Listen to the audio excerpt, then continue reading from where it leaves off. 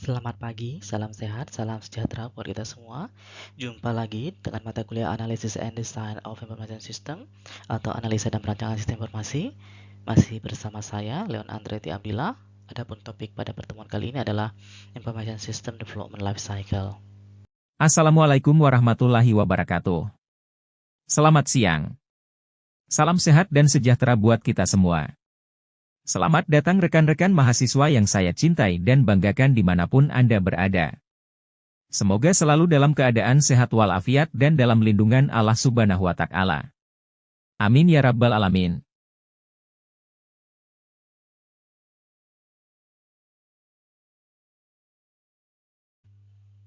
Lecture untuk mata kuliah ini adalah Leon Andretti Abdillah, saat ini sebagai Associate Professor Computer Science and Information System pada Faculty Science and Technology. Kemudian juga bertugas sebagai asesor, reviewer, research fellow, dan editor. Asesor BKD di Kemdikbud, kemudian reviewer di Kemdikbud, research fellow INTI International University Malaysia, serta research fellow Tsinghua University Taiwan, dan menjadi editor pada sejumlah international journal dan conference.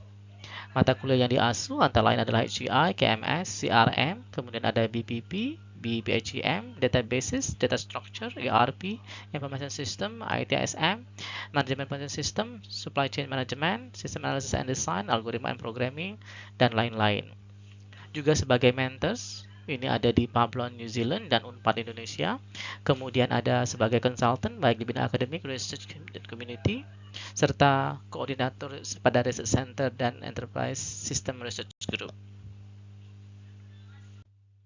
Berikut sejumlah mata kuliah yang diampu, dimulai dari System Analysis and Design, Enterprise System, Research Method, Human Computer Interaction, Knowledge Management System, Human Capital Management, Algorithm Programming and Data Structures, Supply Chains Management, Business Process, serta beberapa mata kuliah lainnya.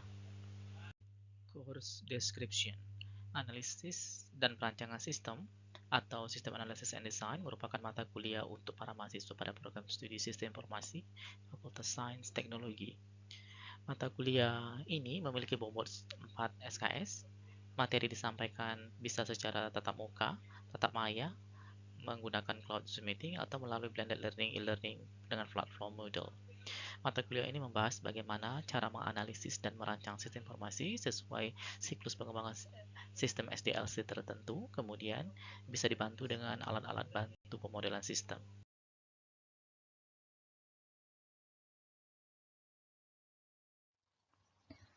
Tujuan dari mata kuliah ini memahami konsep suatu sistem dan bagaimana memodelkannya.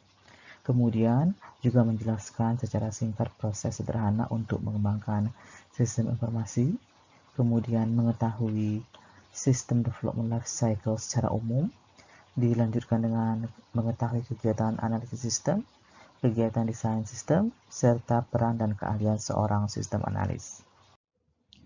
Sebelum kita masuk ke materi pada pertemuan kali ini, kita review terlebih dahulu materi-materi pada pertemuan sebelumnya yang terdiri dari Data Process, Information System, Information Technology, SDLC, serta Sistem. Oke, selanjutnya ke data proses ya. Jadi menurut Curtis and Coban, tipe dasar dari pemrosesan itu bisa berupa yang pertama adalah classification of data, kemudian rearranging atau sorting data, summarizing atau aggregating data, performing calculation on data, atau bisa juga berupa selection of data. Information System adalah yang mengubah data menjadi information. Menurut sejumlah ahli, ini ada beberapa pendapatnya. Bisa berupa capture and manage data, kemudian organize combination of people, hardware, software, dan sebagainya. Kemudian juga bisa berupa integrated set of component untuk collecting, sorting, atau processing data for providing information, knowledge, and digital product, atau bisa juga interrelated component, dan seterusnya.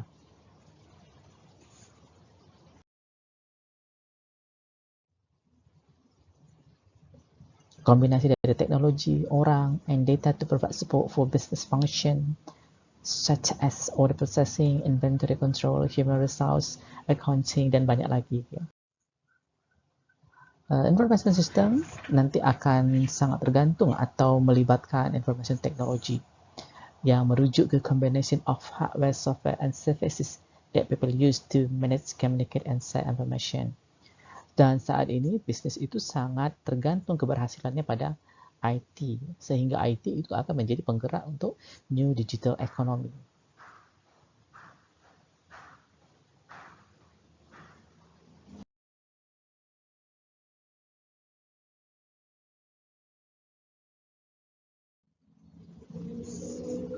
Kita review juga sejumlah SDLC pada pertemuan sebelumnya. Ini misalnya dari Valasi dan Jos pada tahun 2021 mengusulkan 5 fase SDLC, mulai dari planning, analysis, design, implementation, and maintenance, dan dibayangkan sebagai satu circular process. Kemudian, kita juga sudah dikenalkan dengan sistem analis. Orang yang sangat berperan pada fase analisis dan desain adalah sistem analis. Dia memiliki role, setidak-tidaknya ada 3. Yang pertama, understand both business and computing. Jadi memahami baik business dan computing. Kemudian initiate change within organization. Dia yang memulai perubahan. Dan basically a problem solver. Jadi pada suatu perusahaan, terutama untuk aspek-aspek yang terkait dengan converting data to information untuk kepentingan function-function yang ada, sistem analis sangat memiliki peran yang vital ya. Skill-nya juga ada usulan dari Dennis, ada 6 skill major. Yang pertama adalah technical skill, business skill, analytical skill, interpersonal skill, management skill, and ethical skill.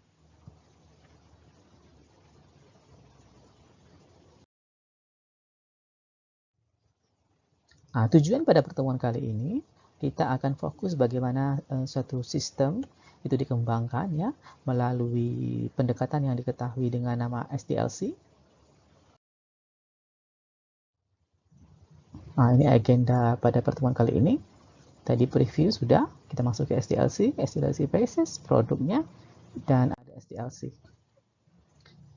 Ini salah satu pendapat yang kita review juga. Information system analysis and design is a complex, challenging, and stimulating organization process that a team of business and system professionals use to develop and manage database information system. Jadi, fase sistem analisis dan desain itu cenderung bersifat kompleks, challenging, dan menstimulasi proses pada suatu organisasi. Pada saat mengembangkan, maka timnya itu harus terdiri dari orang-orang yang mengerti bisnis dan juga sistem, sampai ke pengembangan ya, dan perawatan computer-based information system.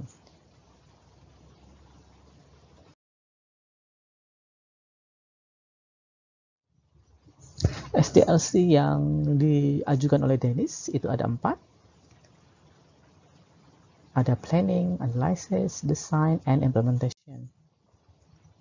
Sedangkan dari Valasi, dia tambahkan planning and selection ya. Jadi ada tambahan planning and selection. Berarti bisa saja pada planning itu ada sejumlah alternatif ya. Kalau sudah fix baru ke analysis, design, implementation-nya juga ditambahkan dengan operation.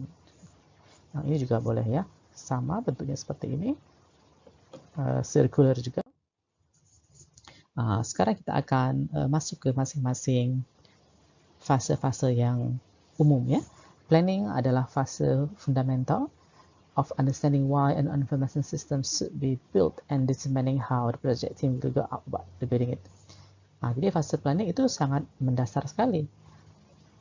Understanding why, kenapa kita memerlukan information system atau kenapa ada perbaikan atas sistem informasi yang ada. Ada 2 langkah yang bisa terlibat di sini. Yang pertama, during project initiation, the system business value is identified ya. Jadi ini terkait dengan feasibility analysis. The system request and feasibility analysis are presented to an information system approval committee atau steering committee where the studies with the project should be undertaken. Jadi begitu ada peluang untuk perbaikan, dilakukan studi kelayakan dan diajukan ke komitinya ya. Yang kedua, apabila projeknya disetujui, maka baru masuk ke fase project management. Detailnya ada pada mata kuliah project management ya. During project management, the project manager work plan. Jadi yang digarisbawahi atau ditekankan adalah work plan ya, rencana kerja. Staff the project put technique in place to help the project team control and direct the project through the entire SDLC. The deliverable for project management is project plan. Jadi ada project plan-nya ya, which describe how the project team will go about developing the system. Nanti Anda juga akan diminta untuk browsing ya software yang bisa membantu pada proses project management, work plan, dan project plan ini.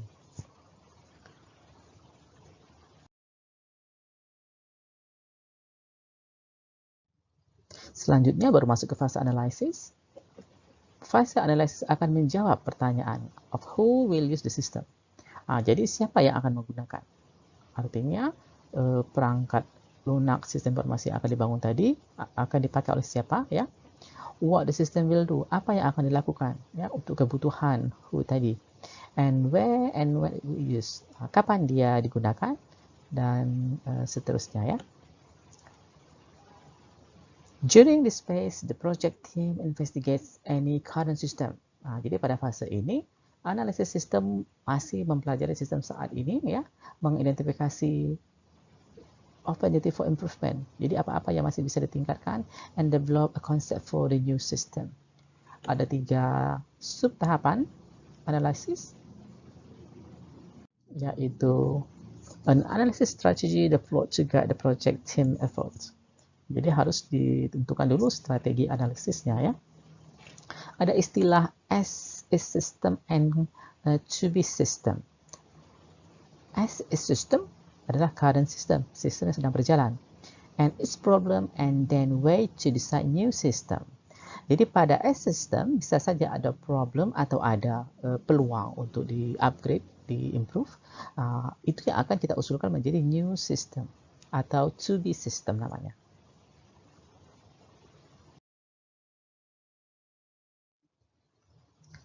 Kemudian baru pada fase analisis ada activity requirement gathering. Ini bisa dilakukan melalui interviews atau questionnaire dan metode-metode yang lainnya. The analysis of information in conjunction with input from the project sponsor and many other people leads to the development of a concept for a new system. Di sini masih bersifat konsep masih. Jadi kita mengumpulkan informasi untuk membangun konsep dari sistem yang baru ya. System concept is then used as a basis to develop a set of business analysis model which describe how the business will operate if the new system is developed. Sedangkan yang ketiga baru masuk ke combine into document called the system proposal atau usulan dari sistem, which is presented to the project sponsor and other key decision maker ya, baik komite tadi atau mungkin top manajemennya ya.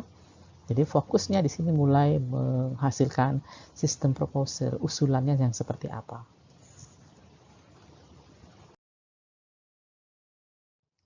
Setelah fase analisis, lanjut ke fase design.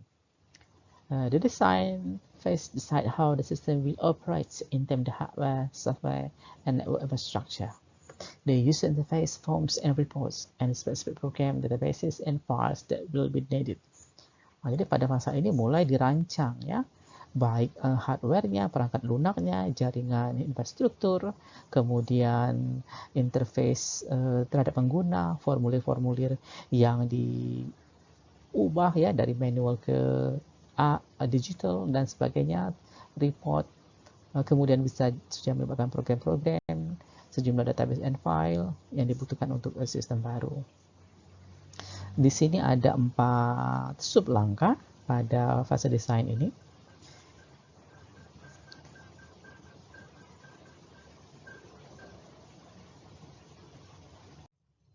Yang pertama, design strategy if developed. It clear whether the system will be developed by companies or programmer, whether the system will be outsourced or to another firm, or by an existing software package.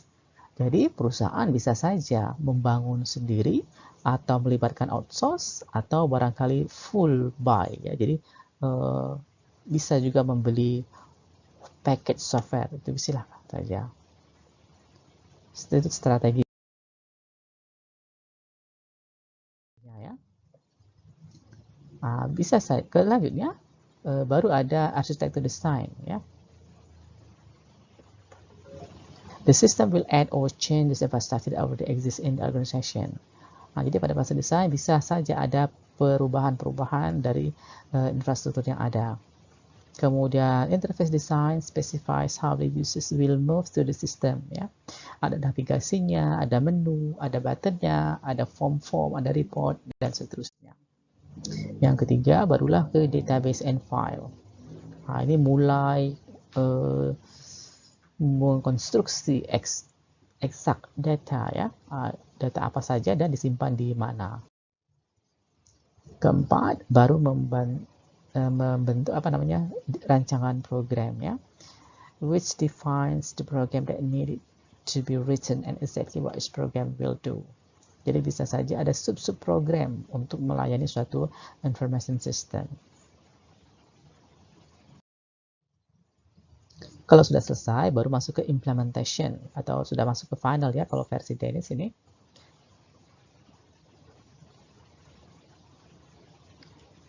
Kalau dalam pengembangannya implementation ini termasuk bagian yang panjang ya, karena implementation itu sejak dia selesai. Pada Dennis, implementation ini digabung dengan operation ya. Ada 3 fase yang terlibat pada 3 subfase ya pada implementation. Yang pertama adalah construction. Jadi sistem itu dibangun dan dites ya. Nah, di sini juga bisa terjadi biaya tambahan, waktu tambahan untuk memastikan bahwa sistemnya berjalan dengan tepat, benar, akurat ya sesuai keinginan. Kemudian kalau sudah benar baru sistemnya diinstal ya. Sudah clear bug baru diinstal. Kalau memang sistemnya berganti secara ekstrim, maka sistem lama di turn off ya, and new system is turn on. Kemudian bisa juga ada tambahan yang namanya training plan, sehingga sistem yang diinstal tadi dapat dipakai dengan smooth oleh user yang baru ya.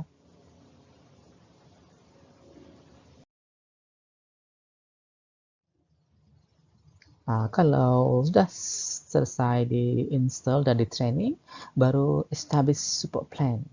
Ini masuk ke operation ya, operation and maintenance. Formal and formal post-implementation review dilakukan. Siapa tahu ada identifikasi baik secara major dan minor perubahan-perubahan dari sistem yang sudah dikembangkan tadi.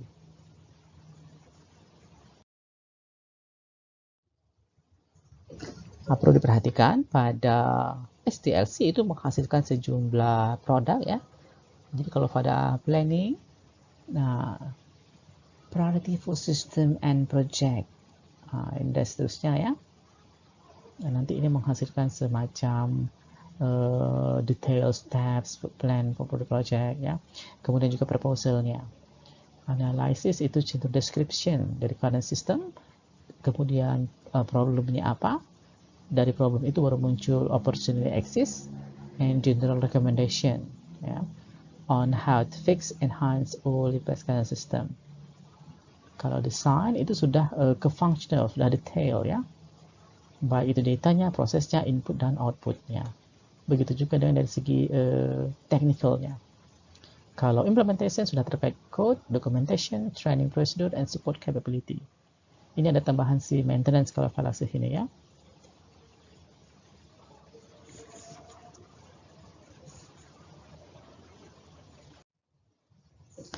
Selain dari yang fase 4 fase dan 5 fase, juga kita lihat si Kendall ini mengusulkan SDLC dengan 7 tahapan ya. Walaupun sebenarnya ke-7-7-nya ini juga diakomodir di 4 fase dan 5 fase tadi ya. Mulai dari identifying problem, determining human information requirement, analyzing system needs, design and implementing system, developing and implementing software, testing and maintaining the system, implementing and piloting the system. Digambarkan seperti ini. Dan tetap saja analysis and design itu yang menjadi sentralnya ya. Begitupun untuk unified process ya. Unified process dia sangat dekat dengan unified modeling language. Dia memiliki 4 fase: inception, elaboration, construction, and transition. Seperti ini ya. Inception itu melibatkan fase communication and planning. Elaboration melibatkan fase planning and modeling biasanya. Nah, modeling ini terdiri atas analysis and design ya. Jadi di sini analysis and design ya. Sedangkan construction itu ada di fase construction sendiri. Transition itu melibatkan fase construction and development ya. Deployment, sorry. Production itu baru softwarenya sudah tercipta ya dan di. Oke, sekarang kita masuk ke conclusion ya. Jadi, information system development has a number of system development life cycles models. Jadi, pengembangan sistem informasi itu memiliki sejumlah model ya, di mana setiap model itu memiliki jumlah fase yang berbeda-beda. Tetapi, walaupun mereka beragam, ada 2 fase umum ya, yang ada pada pengembangan perangkat lunak, yaitu adalah fase analysis and design, di mana pada fase analisis itu terkait dengan uraian kebutuhan serta apa-apa yang akan dikerjakan, sementara fase desain lebih dekat ke pertanyaan how-nya ya, bagaimana nanti rancangan atau sistem barunya itu akan dibuat.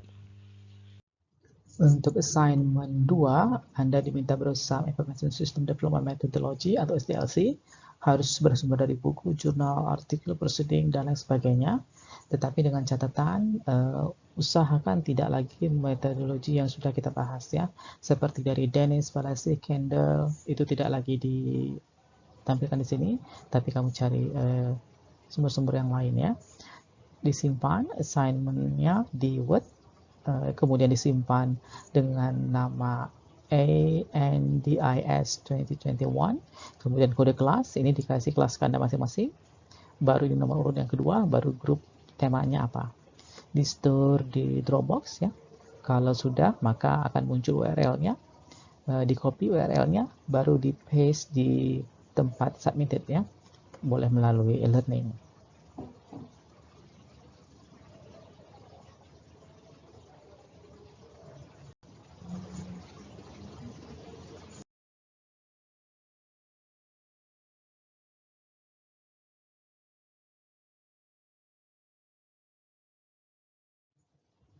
Reference pada pertemuan kali ini ada sejumlah sumber seperti ini.